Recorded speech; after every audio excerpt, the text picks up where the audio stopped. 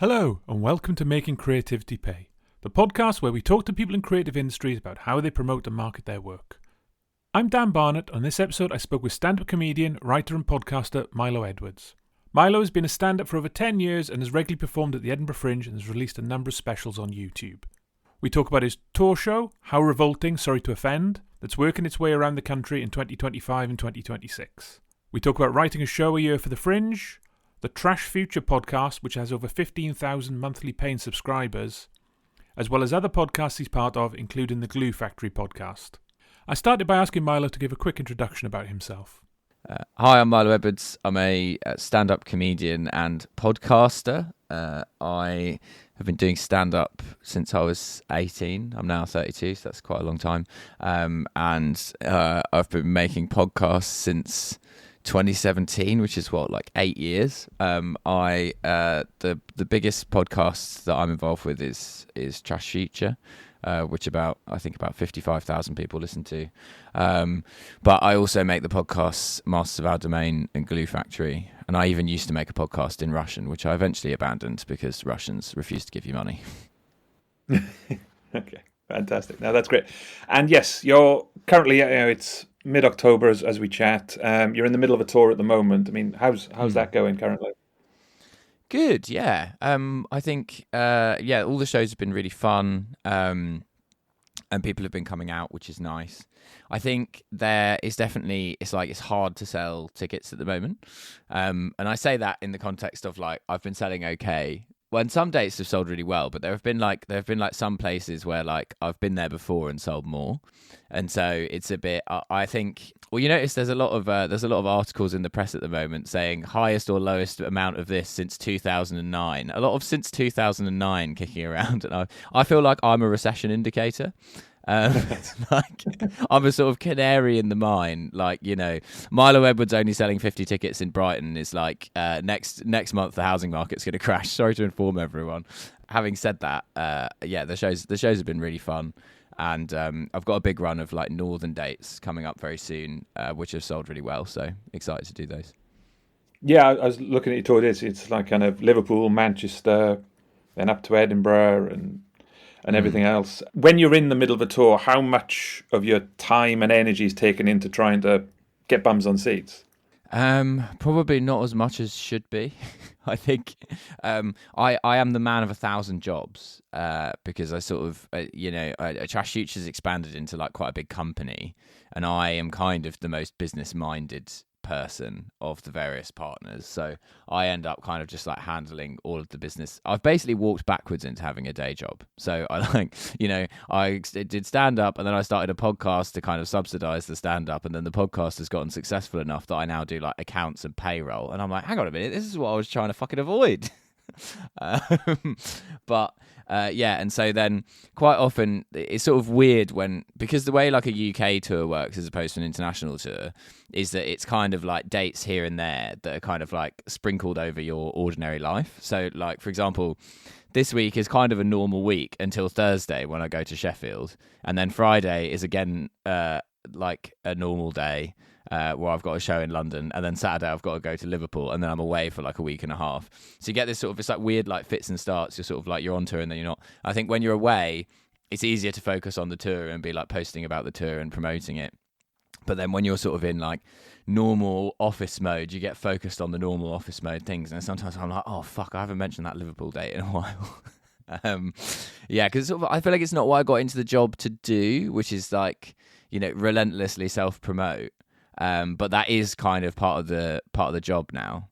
Pierre Novelli has a great bit about this, where he's I got into this to have no jobs, not to have 9 jobs. Sort of marketing analyst and advertiser or whatever. Yeah, absolutely. Yeah, I mean it's a common theme, for want of a better phrase, the solopreneur. I mean it's a terrible phrase, but where you are your marketing manager, your email manager, your designer, all these kind of things. You think, I just want to write jokes and be funny, and people pay me to be funny, and forget about everything else. That would be great. Yeah, solopreneur sounds like it would be French for sort of serial masturbator. That's my contribution on that. Yeah, and so yes, you've got listeners. How much when you're doing promo is kind of old school stuff? So local papers, local radio, those kind of things. I mean, does that kind of even exist anymore, or is kind of nearly everything online promotion? Well, I certainly do those things here and there, and I honestly do not know if it does anything. It might do. This isn't me saying it doesn't do anything. There's literally no way to know. My theory is that probably your local papers and your sort of local radio, you're gonna connect a bit more with like a bit of an older crowd who probably you're not going to get through social media, or at least not unless you're on Facebook. There are comedians promoting themselves on Facebook, and good luck to them. But like Christ, that's a cesspit on there. And so yeah, most of it is that kind of like online socials, and that's kind of what I just have to do relentlessly. It's just constant. So much of my life is literally just posting things, which is an embarrassing state of affairs, but that's where we are. And I have heard, actually, people have said that increasingly, because I think social media is so oversaturated with people promoting themselves, things like posters in venues are making a bit of a comeback in terms of like getting people in. And I think people are noticing a bit of footfall with like things, they're getting people to like put up posters around the town or whatever, like it's the 90s, because that kind of almost stands out to people more, because they see a relentless stream of Instagram posts about this, that or the other, whereas actually having something that physically exists in the world feels like it kind of, I don't know, stands out. People are sort of going a bit more analog maybe. Yeah, I was talking to someone who runs the Manchester Women in Comedy Festival, and she said you kind of go around cafes putting up posters and that kind of stuff, and freshers fairs and all those kind of things. And yeah, it does seem that yes, it's kind of swinging back to a bit more of some traditional stuff. And so yes, you've got this tour now. On the Fringe, you only did a few shows this year. Talking to a lot of people, they're kind of moving more towards a kind of 2-year cycle of the Fringe, because doing a new show every year at the Fringe is kind of crazy. I mean, I know you've done ones most years, but do you think now it's a 2-year cycle for you? Yeah, good question. I kind of think, I can sort of rock up with a show every year for the most part. And it's quite an important part of like, I mean, I think if you're trying to make money out of stand-up, unless you're big, like if you're really famous and you can basically tour a show for 2 years, then fine, you can write a show every 2 years. But if you're one of the rest of us and, you're doing UK tours, which are like, 10 to 25 dates, you're not going to stretch that into 2 years. So it's like, it's sort of part of the job, is that kind of cycle, if you really want to like make a living out of it. And I think it is doable. I took a year off this year just because I'd done so many shows back to back that I felt I needed a bit of a year to like reset and sort of decide what I wanted to write about. But I didn't, that isn't me being like, and I think I'll go to a 2-year system. I think I always felt relatively comfortable writing a show a year, and there's an extent to which I feel like, well, people get into comedy very like, particularly like certain kinds of people who they get picked up by the industry early or whatever, and then they get kind of like pushed into debuting and whatever, all in like that kind of, I don't know, there's like a media circus element to a lot of the comedy industry where, and I think they get shoved into that sort of rhythm of trying to write a show every year, like before they're really ready. Whereas I kind of, in terms of the industry side of stuff, I mean, I did everything wrong. Like I lived in Russia for the first 3 years of my career, and I was doing TV stand up there. Came over here, decided that no one cared about that whatsoever, and then did a debut show in 2019 about those sort of like adventures in Russia, which I think, in terms of, I think in some ways it's like the best show that I've done. Not in terms of like accomplishment or like, but as a debut show. And I think back to like, yeah, like when I look at debut shows now and I'm like, that was actually fucking good. But what I did not do was promote it correctly, even though it ended up being kind of a ticket sales success. And so then, by that point, I was like sort of road hardened stand up. So, and then after that, like writing a show every year, I was like, yeah, this will be fine. But yeah, I think a lot of people, they get pushed into that too early, and then they're like, oh, it's really hard. But then I'm also like, well, yeah, no shit. Being a professional stand-up comedian is actually quite hard. Yeah. So yeah, that's sort of like, I have some sympathy for that, but I'm also a bit like, well, you're in such a competitive business, and it's a bit put up or shut up sometimes. And so, do you still see the Fringe as a place to kind of connect and see and be seen, or just something that you enjoy? I mean, it's always, I always find kind of awkward kind of asking these kind of things where, you've kind of got art and career plans and business and all the rest of it, and where the two meet. You should just produce a show for the good of the show and for the worth of the art, but where does it fit in terms of a career and all the rest of it? Yeah, I think there's a real place for the Fringe, and I mean a lot of comics have real beef with the Fringe. I think even people who go every year, but I have come to sort of an understanding with it. I think where like it is, it's hugely expensive and it's very hard work. And I think a lot of people go into the Fringe thinking that it is 1984 and that, a TV producer is going to come to your show and you're going to get like, a sitcom on BBC One or BBC Two or whatever. And like, bluntly, that is not going to happen anymore. And part of the reason for that is that literally that TV producer no longer exists. That slot on BBC One no longer exists. That show is going to be, someone off Love Island, talking about what they buy in their weekly shop or whatever. Like it's not, there's no room for you anymore. It's not happening. And so I think, but a lot of people go into the Fringe and they're very het up on, those kind of things like the awards industry, whatever. And like, it's all like, winning an award is great because, obviously it will sort of turbocharge your career a bit, whatever, if you are marketable enough to make use of it and smart enough to make use of it, which is another question. But obviously those things are, that there's God knows how many shows and there's only, 3 awards or whatever. So you're kind of, if you're going into the Fringe and that's what you're looking for, I think you're going to struggle. And so what I try and look at it as is more of a sort of, it's basically a trade fair. Like there's going to be a lot of people in your industry who are very good at what they do there, and it's an opportunity for you to both showcase what you do and also interact with what other people do and to attempt to kind of improve what you do. I think because it's not often you get a chance to do a show back to back 24 times to quite like comedy savvy audiences. And I think it's a real opportunity to work on stuff. I mean, I know a lot of people now just use it to run in a tour show. Basically, they go and they do whatever 15 shows, and then they're like, okay, I can tour this now, because they're like, well, there's this thing where like I think sometimes people are going to the Fringe. You see people who've got like they've got like a massive podcast and they're like touring. And then they're going to the Fringe and they're sort of like trying to get industry attention or whatever. And it's like, but you've already got what industry attention would get you. But it has this, it sort of like looms large in people's minds, like this idea of, I think people are sort of desperate to be validated by it almost. But I'm a fan of the Fringe. Like, I think if you go into it in the ways like, a lot of people that I like know and respect are doing shows there, which I can watch. I'll hang out with people that I really like and I'll do a show and I'll get better at comedy, then I think it's a great opportunity. But I think if you go in there being like, I need Mummy's approval, I need someone at Avalon to tell me that I'm the next big thing, then I think you're kind of a hostage to fortune. Then you're dooming yourself to failure. And so you're saying, as well as the comedy, you've been podcasting for quite some time now. I listened to some of the episodes of Trash Future, so up to nearly 1,000 episodes now, which is kind of crazy.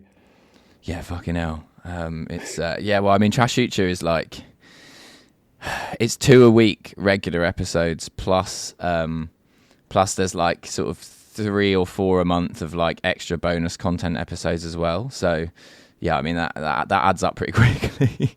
And yeah, we've been doing it for 8 years. 8 entire years.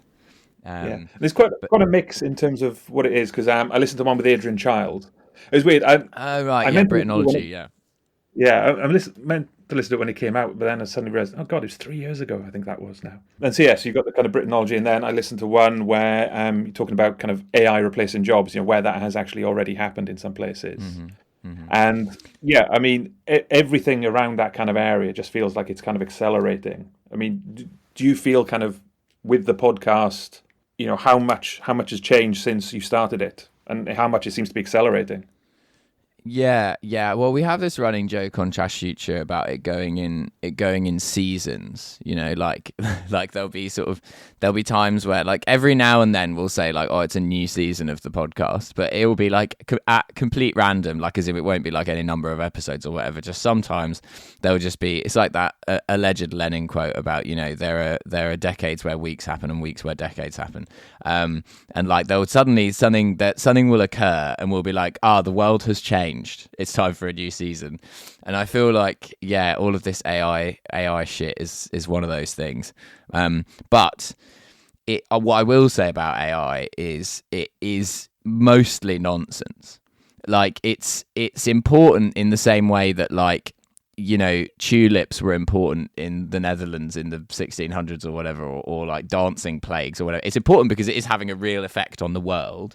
But the things that all the people who promote it say it's going to do, it's not going to do any of those things. And it's I think ultimately AI will be seen a bit like crypto or NFTs or whatever, in the sense that it's going to like, it's gradually absorbing a huge amount of the economy, and at a certain point people are going to realize it's an unsustainable bubble, and then we'll probably have a huge economic crash. I think that's probably going to be the lasting legacy of it. But yeah, I think that touches on something, which is that like Trash Future is kind of a weird one in that it's like it's the biggest podcast that I do, but it's not really a comedy podcast. I think other comedians, when they ask me about it, are quite often surprised they don't know anyone else who's on it, and it's like, yeah, that's because I'm the only comedian. So yeah, it's a bit like it's sort of strange. It's like I'm like the comedian on this like otherwise relatively serious political podcast, and whereas the other podcasts I do are kind of more comedy focused, I guess.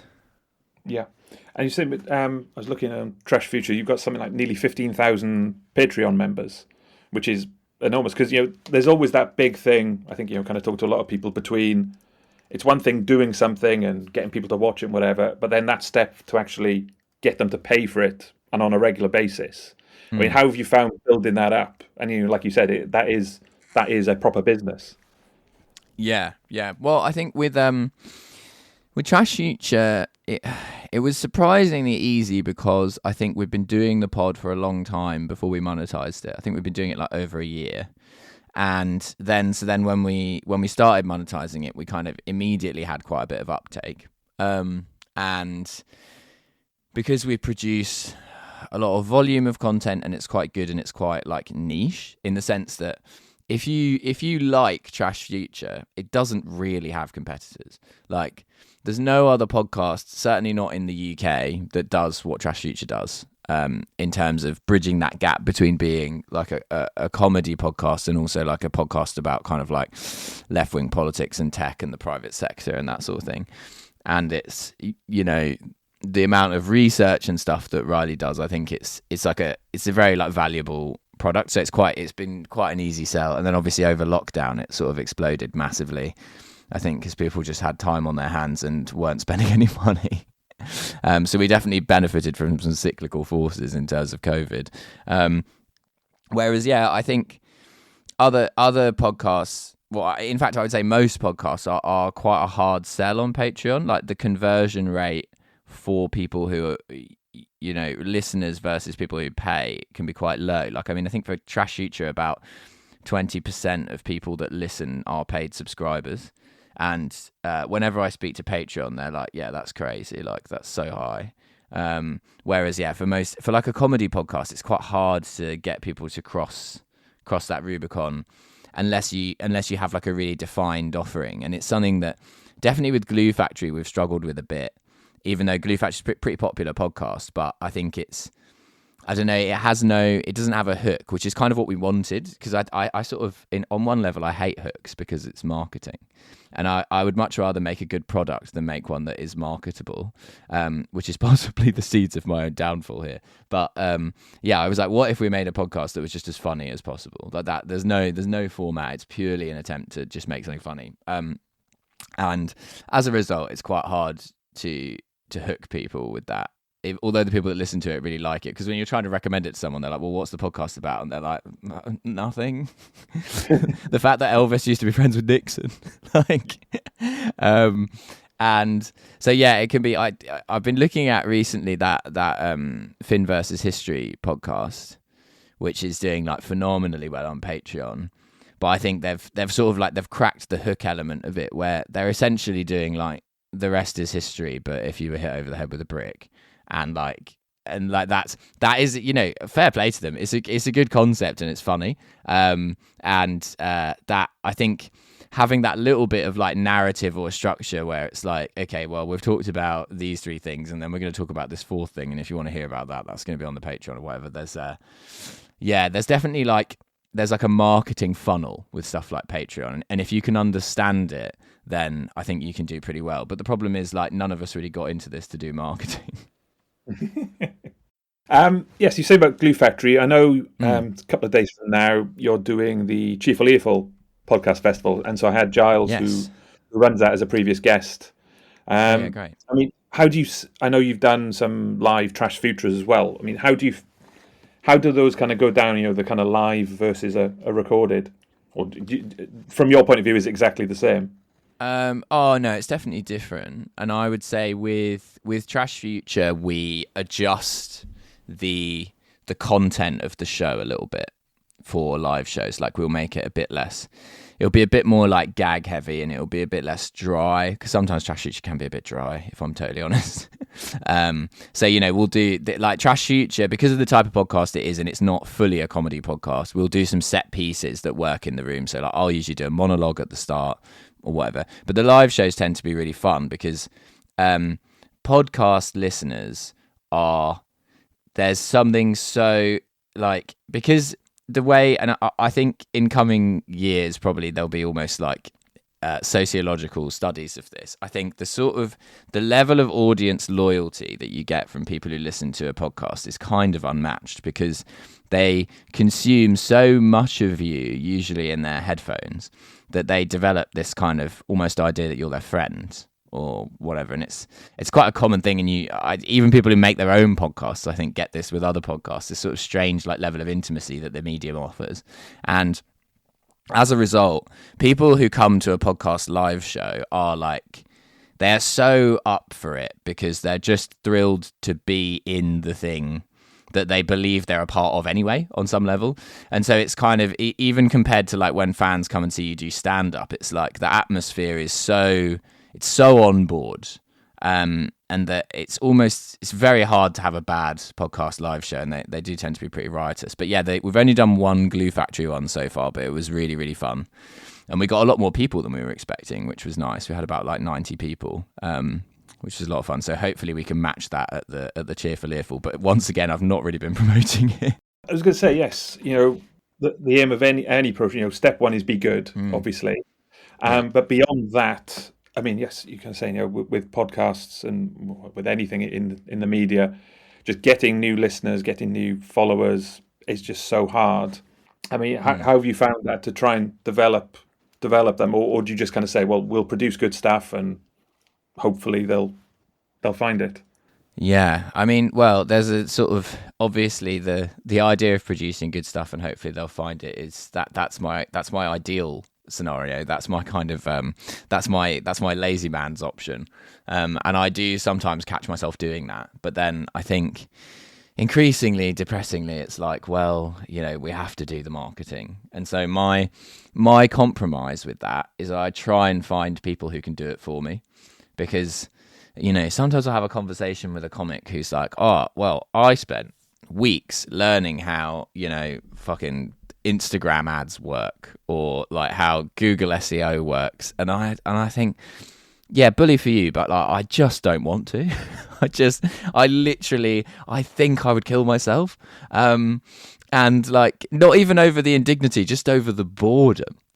Like, if I could flip a switch and understand how that stuff works, then great. But yeah, and I almost similarly, like, by osmosis, I've kind of learned about social media and the algorithm and posting and stuff, although they do change it all the time. And I got really good at Twitter, and then Elon Musk destroyed that. But so my my compromise solution is I kind of pay a guy to do it. I have a guy who's sort of like, he's my social media Svengali, and I kind of that's sort of like my marketing trick. And he actually is going to come on board to work with Glue Factory as well. So I'm hoping that, because it's very much more so than as a solo comedian, it's very hard to get traction on TikTok and Instagram with podcast clips. So I'm going to have him try and drive that, because I think kind of it's either social media or word of mouth. Word of mouth, you presume you're getting anyway. So then it's just social media and bloody YouTube SEO and all this kind of stuff. So yeah, that, and I guess big guests. But then there's a weird thing with comedy podcasts where I think the listeners actually prefer it when there aren't any guests. So you're bringing on big guests to try and get listeners, but then you kind of want to not have guests, because that's really what the listeners want. And so yeah, you can drive yourself crazy with all these things. Yeah, it's kind of interesting. Stephen Bartlett, with his Diary CEO, he's got like a whole factory going into it about kind of, he's got trailers made by a guy who did trailers for movies. Everything's done to the nth degree, and it's kind of interesting. I don't know if the content itself is necessarily great, but the marketing around it is incredible. Well, you can tell he comes from a marketing background, can't you? It's very marketing driven. Actually, do you know what? With a mate the other day, another comedian, we were thinking about doing some Instagram sketches that were kind of like parodies of that sort of thing. And we were watching Diary of a CEO trailers, and we were like, it's almost like watching Trump speeches. Like, these are so funny that they're actually quite hard to parody. We were like, surely this must be like Cassette Boy or something. He hasn't put this out himself. And we're like, he fucking has. Yeah, like remarkable, like, that sort of like movie trailer, like dramatic music, and then clip of a man saying the most anodyne thing you've ever heard in your life. And I'm like, wow, this is truly like, you really have to be so thick to listen to that podcast. Accidentally revealing my prejudices there. Yeah. I mean, I listened to some of them when it was about the CEOs, and you kind of talked about some, and that was all right. But then, yeah, it's completely changed. But yes, within podcasting, that kind of promotion, and how much it's changed from being, like you said, in people's headphones, and that kind of close relationship, to where so much more now is videos and clips and all the rest of it. I mean, are you trying to kind of rail against that, or do you have to kind of go with the tide to some extent? Yeah, I mean, I think there's as with anything, you're trying to avoid becoming old man yells at cloud, and I feel, or old man yells at the cloud in this case. Is that any good? Radio 4, are you listening? Hello. Anyway, yeah, I mean, I think I have a sort of a middle of the road approach on this, which is that I think that it is inevitable that is now how the industry works. So you kind of have to play ball. You're not going to be Daniel Kitson. You haven't been building up a mailing list since 2001. So that's how you reach people, really. However, I do think a lot of comedians go on, because I think there is a bit of I think this has kind of come over from America. There's a certain type of comedian, and they're almost invariably men, who they aspire to this kind of American style, like, hustle culture. They constantly go on about how many gigs they do in a night, and they go on about social media, because they're like, yeah, it's no gatekeepers, you can just do it. And it's like, no, it is a gatekeeper. Do you not understand that? Like, it's, there's an algorithm that's decided by a billionaire in San Francisco, and it decides what kind of, attention span proof slop they're going to feed to people this week. And if you happen to meet the requirements of that algorithm, congratulations, your slop gets fed to those people. But it doesn't mean that it was any good. It doesn't mean that, it was funny. In fact, often I think the most viral comedy videos, and I would include my own in this, are the ones that, they're not the funniest. They're the ones that are, the most shareable in whatever way that means, scare quotes, whether basically, because you see with people who are massive doing sketches on Instagram, and I mean really massive, millions of followers, and it's generally, they're not even really funny at all. They're just stuff where it's you can send that to your mate and go, that's you. Like, that's basically what it is. It's like, you know, oh, the mate who never gets the round in at the pub, and then people are like, haha, that's you.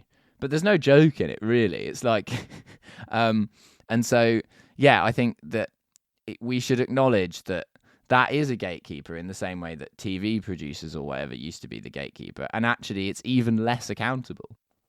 It's not only is it not, there's no one that can be, you know, questioned about it, but also, like, it's not even set in this country. And, like, you know, I mean, Mark Zuckerberg, if he wanted to, could turn off Instagram Reels tomorrow, and then everyone who's built a career off the back of that is fucked. Do you know what I mean? Like, it's sort of, I think it's mad when people think that, like, Instagram is just, or TikTok or whatever, is just like the atmosphere and it just exists. And as someone who built a big following on Twitter and then Elon Musk destroyed that, I know how fragile this stuff is.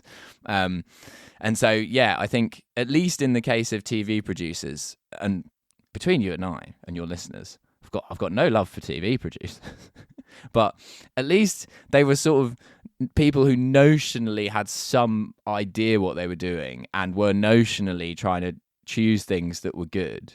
Whereas, you know, the algorithm, scare quotes, has no such compunctions. It has no interest in art, or, you know, all it has interest in is keeping people on Instagram or TikTok or whatever for longer. And if you think that is like a great improvement, then I've got a bridge to sell you. Yeah. You were saying about, you know, the decline of Twitter. I'd imagine for Trash Future in particular, Twitter was a nice area for whereas, you know, I know you've got Instagram as well for Trash Future, but that's kind of at a much lower level because you know, what you're kind of talking about works well with a you know, a decent chunk of text. Did that then have a real impact on kind of listeners or anything else like that, or not really? And have you tried things like Blue Sky and all those? I kind of don't have it in me to do anymore. Yeah, well, Trash Future itself, I think, by the time of the decline of Twitter, had gotten big enough that it had sort of achieved like escape velocity. I think you do get that with podcasts of a certain size, where like there's sort of a snowball effect, where once enough people are listening to it, sort of you don't really need to promote it on social media anymore, because it's like, well, people will just talk about it, and then new people will find it that way. It will end up in charts or whatever.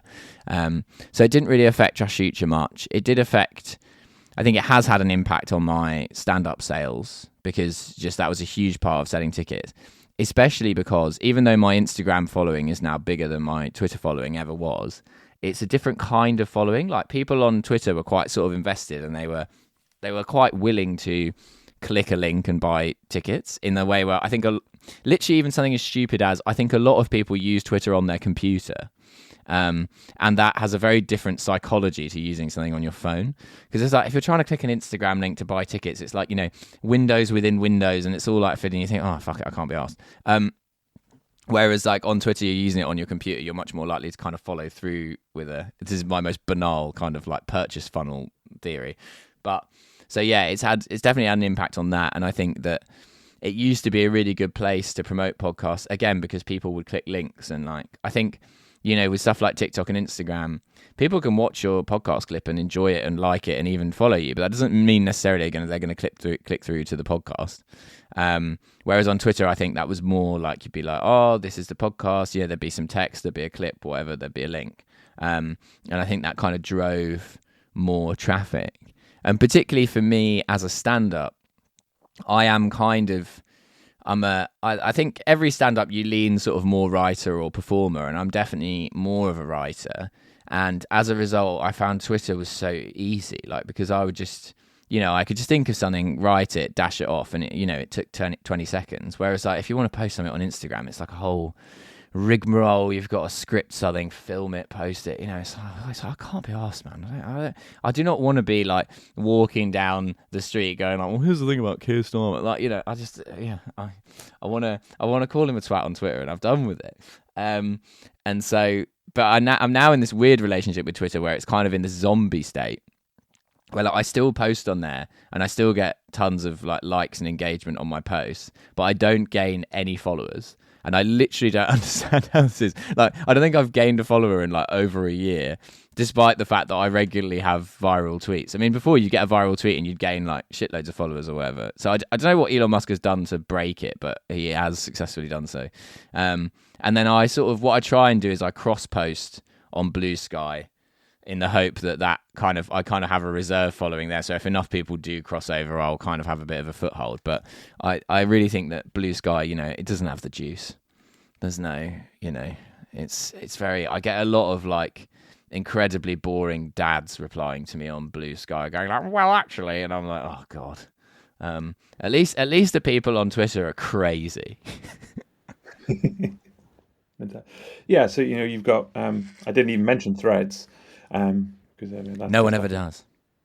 No, the only thing I ever see on there is people with really dry anecdotes about people sitting in their airplane seat. I think maybe I clicked on one once, and the algorithm just feeds me constant one. I'm like, no, I don't need Threads that. is appropriately named because I think the atmosphere on Threads is quite like Sheffield after a nuclear bomb has exploded.